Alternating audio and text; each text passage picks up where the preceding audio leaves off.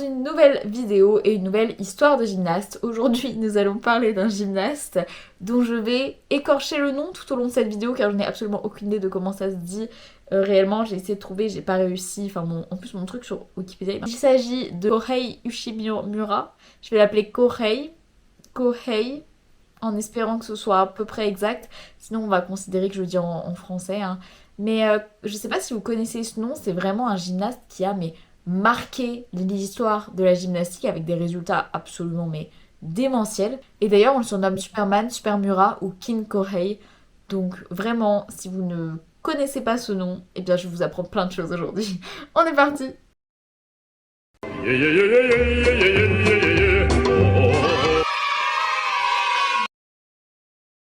Première chose, comme d'habitude, je vous rappelle que je ne dis pas tout le palmarès du gymnaste, puisque sinon on serait encore là demain matin, surtout avec lui. Il est né le 3 janvier 1989 à Kitaki-Ushu au Japon. Et il a commencé la gymnastique, alors officiellement à l'âge de 3 ans, mais comment vous dire que ses parents avaient un club sportif, donc il a commencé dès qu'il savait marcher quoi. D'autant plus que ses parents étaient tous les deux d'anciens gymnastes de haut niveau. Et il a une petite sœur qui s'appelle Harui, et qui est également gymnaste. Alors très vite, la gymnastique pour lui, c'est... vous l'aurez compris, il a grandi dans une famille de gymnastes, mais au-delà de ça, c'est quelque chose...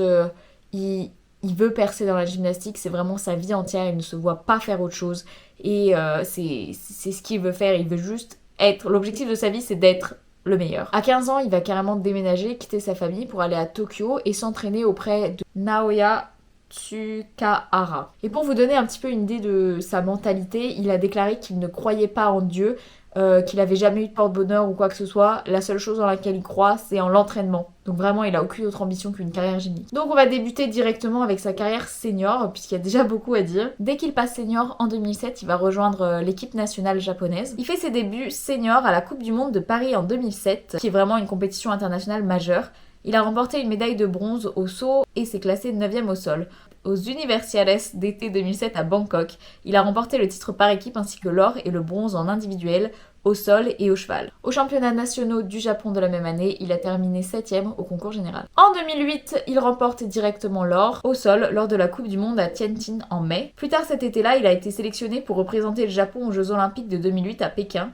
Au JO, il a contribué à l'argent par équipe en concourant à presque tous les agrès. Il s'est qualifié pour la finale du concours général et il a remporté la médaille d'argent, ce qui était la première médaille olympique pour le Japon dans cette épreuve en 24 ans. En fait, il a obtenu la note la plus élevée au sol, surtout grâce à un niveau de complexité qui était particulièrement élevé et des figures qu'il a pu faire qui étaient vraiment complexes, voire inédites. À la barre fixe, c'est un peu la même chose, il a fait une routine qui était particulièrement spectaculaire et c'est vraiment ça qui va le distinguer immédiatement de ses concurrents en général, c'est le fait que lui arrive avec des routines qui sont vraiment inédites, spectaculaires et particulièrement complexes. Il s'est également qualifié pour la finale au sol où il a terminé 5e.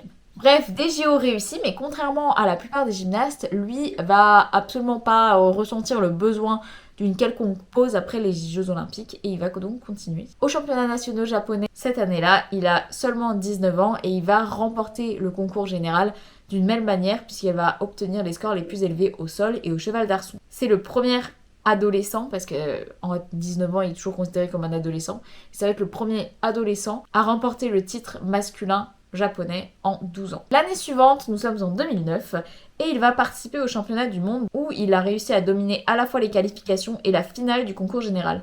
Dites-vous qu'il a remporté le titre du concours général avec une marge de 2,5 points, marquant les meilleurs scores au sol, aux anneaux, au saut et à la barre. Vous imaginez plus de 2 points de différence. Il s'est également classé 4e au sol et 6e à la barre fixe. Il sera du coup sur la couverture de l'International Gymnastic Magazine qui portera pour titre les règles d'Ushimura. En octobre 2010, il va réitérer l'exploit au championnat du monde puisqu'il va de nouveau gagner le concours général, toujours avec sa marge de plus de 2 points.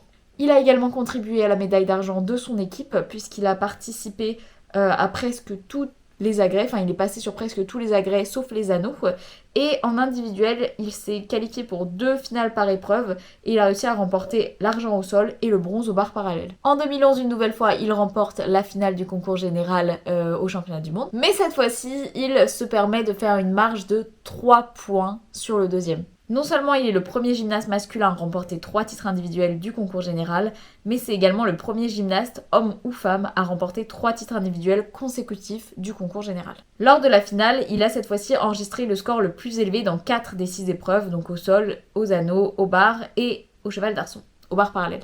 Il s'est également qualifié pour 5 des 6 finales en individuel. Il y a uniquement le saut de cheval qu'il n'a pas eu. Il a remporté sa première médaille d'or au championnat du monde au sol, ainsi qu'une médaille de bronze à la barre fixe et la médaille d'argent avec l'équipe japonaise. Aux mondiaux de 2011, il a également remporté le prix Longines de l'élégance. Alors, le prix Longines, Longines, vous savez, c'est une marque de montre de luxe.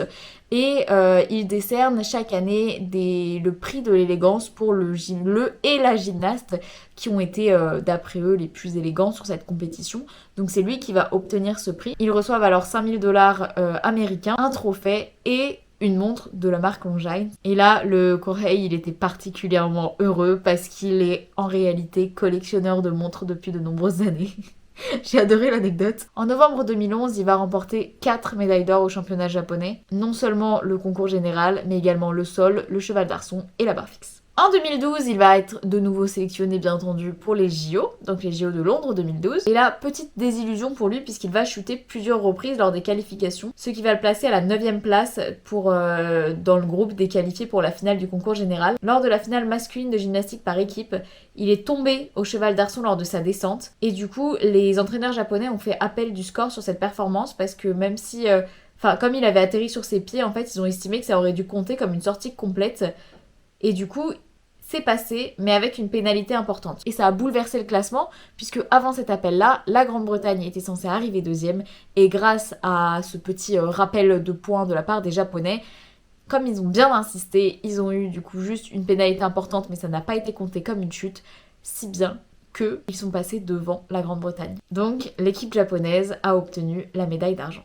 Bon, vous l'aurez compris, le début de ces Jeux Olympiques a été un petit peu compliqué, mais il va se reprendre. Il était qualifié pour la finale du concours général, mais à la 9e place, et il va remonter en dominant totalement le concours et arriver à la première place. Il a également remporté la médaille d'argent au sol, grâce à la procédure de bris d'égalité. Alors ça, je sais pas si vous connaissez, mais c'est une règle qui veut que, en cas d'égalité, le gymnaste qui a la note d'exécution la plus haute soit celui qui soit désigné comme étant vainqueur. Et là, du coup, c'était son cas, donc c'est lui qui est passé devant. On passe à l'année suivante, nous sommes donc en 2013. Et là, il va remporter une 4e médaille d'or consécutive au concours général au championnat du monde. Il a terminé près de 2 points à nouveau d'avance sur le concurrent le plus proche. Il a également remporté la médaille de bronze au sol, juste derrière un petit nouveau dans l'équipe japonaise qui s'appelait Kenzo Shirai, et une autre médaille de bronze à la barre horizontale, ainsi qu'une médaille d'or au bar parallèle. Son total de 4 médailles individuelles est le plus grand nombre de médailles qu'il a remporté lors d'un seul championnat du monde. En 2014, il va une nouvelle fois entrer dans l'histoire en remportant une 5e médaille d'or consécutive au concours général au championnat du monde à Nanning, presque 2 points au-dessus du Britannique Max Whitlock. Je vous ai fait, ou je vais vous faire, je sais pas trop s'il y a déjà sorti une histoire de gymnaste sur lui. Et il a également remporté l'argent à la barre horizontale. Vous imaginez 5 médailles d'or consécutives au championnat. Genre ça fait 5 ans que le concours général est dominé par plus de 2 points d'avance par ce gars-là. C'est incroyable. Mais c'est pas fini, puisqu'en 2015, il va de nouveau réitérer l'exploit et c'est bien une 6e médaille d'or consécutive au concours général au championnat du monde qui va s'ajouter à sa carrière. Ah mais quand je vous disais qu'il y marquait l'histoire de la gym, et il est également médaillé d'or à la barre. Cependant, ce qui était encore plus significatif, c'est qu'il a réussi à mener le Japon à la victoire dans la finale par équipe où il a battu la Grande-Bretagne et la Chine, ce qui était leur première médaille d'or par équipe depuis les championnats du monde de 1978 à Strasbourg. Nous sommes en 2016, de nouveaux JO arrivent et bien sûr, vous l'aurez remarqué, il a beau être là depuis un perpète, et il fait toujours des aussi bons résultats et il est même de meilleur en meilleur, donc il va bien sûr être une nouvelle fois qualifié pour les JO. Dans la finale du concours général par équipe, ils vont réussir à obtenir la médaille d'or, en grande partie grâce à lui qui a concouru à beaucoup d'agrès. Cette médaille d'or, c'était la première fois pour l'équipe japonaise depuis les Jeux Olympiques d'été de 2004 à Athènes. 2 jours après ça, il va défendre son titre olympique, donc en finale du concours général individuel, et il va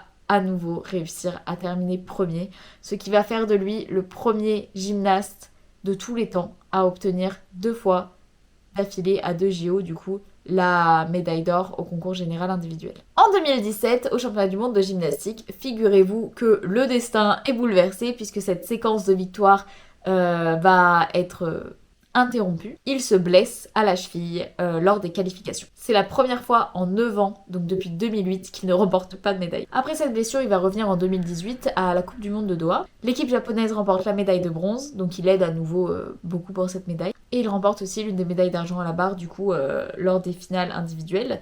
Mais c'est très compliqué pour lui, puisqu'il, depuis sa première blessure, son corps dit stop. Et il n'arrête pas d'accumuler les blessures, accumuler les blessures, accumuler les blessures. Donc en 2019, il va presque participer à aucune compétition à cause de ces blessures-là. Malgré tout, il va participer aux Jeux Olympiques de 2020, donc de Tokyo 2020, et il a alors 32 ans. Mais il va y participer uniquement à la barre fixe, puisqu'il va déclarer être trop vieux pour réussir à être polyvalent sur tous les agrès. Malheureusement, il va absolument pas briller, il va se classer 20e des qualifications. Mais la relève est assurée, puisqu'il y a un petit haut de 19 ans qui est dans son équipe à ce moment-là, et qui est vraiment vu comme sa relève à lui, enfin tous les journalistes l'appellent comme ça et tout. Il s'appelle Daiki Hashimoto et c'est lui qui va remporter cette année-là la médaille au concours général individuel, devenant ainsi le deuxième japonais plus jeune, à l'âge de 19 ans du coup, à remporter une médaille olympique. Après voilà, il va participer à d'autres compétitions uniquement au bar en général, en tant que renfort, mais il fait plus les mêmes performances. Lui-même, il dit qu'il est trop vieux et du coup, on commence à considérer sa carrière comme étant finie et beaucoup la considèrent comme la plus grande carrière de gymnaste de tous les temps. D'autant plus que juste derrière lui, on a le petit genou là dont je vous ai parlé qui commence à rafler également toutes les médailles. Dites-moi si vous voulez une histoire de gymnaste sur lui. Et c'est le 10 janvier 2022 qu'il va officiellement annoncer la fin de sa carrière de haut niveau. Et maintenant, je vais vous raconter des petites anecdotes, 2-3 anecdotes que j'ai trouvées. Alors tout d'abord, à l'automne 2012, il va épouser sa femme Shio et ils vont avoir 2 filles ensemble qui sont nées en 2013 et en 2015. Et alors en fait, on lui a demandé s'il comptait mettre ses filles à la gymnastique et il a dit si ça avait été des garçons, sans doute que je l'aurais fait. Mais là, comme c'est des filles, j'ai eu l'occasion de voir la gymnastique féminine plus ou moins de l'intérieur comme lui était un gymnaste de haut niveau, enfin la gymnastique de haut niveau féminine quoi, et je vois que c'est pas la même chose que la masculine, c'est un monde qui est trop violent donc je mettrais pas mes filles là-dedans. Et franchement je trouve que c'est vachement, enfin surtout pour voir à quel point lui était exigeant avec lui-même et tout, enfin j'ai trouvé que c'était vachement significatif. Je sais pas exactement ce qui se passe dans la gymnastique féminine de haut niveau, même si on a un petit peu des échos, et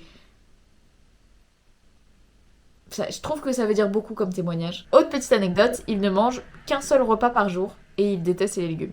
Voilà, faites ce que vous voulez avec ça, je vous l'offre. Voilà, c'est fini pour cette petite histoire de gymnaste sur un gymnaste absolument exceptionnel. Vraiment, le truc des concours généraux, là, sa série de victoires, j'étais en mode, mais c'est pas possible, mais c'est incroyable. Bref, j'espère que ça vous aura plu. Dites-moi s'il y a d'autres gymnastes, enfin, sur quel gymnaste vous aimeriez voir des histoires de gymnastes. Et dites-moi aussi si vous le connaissiez très bien, si vous saviez qu'il avait fait tout ça dans sa vie. Je vous fais des bisous et on se retrouve très très vite dans une nouvelle vidéo.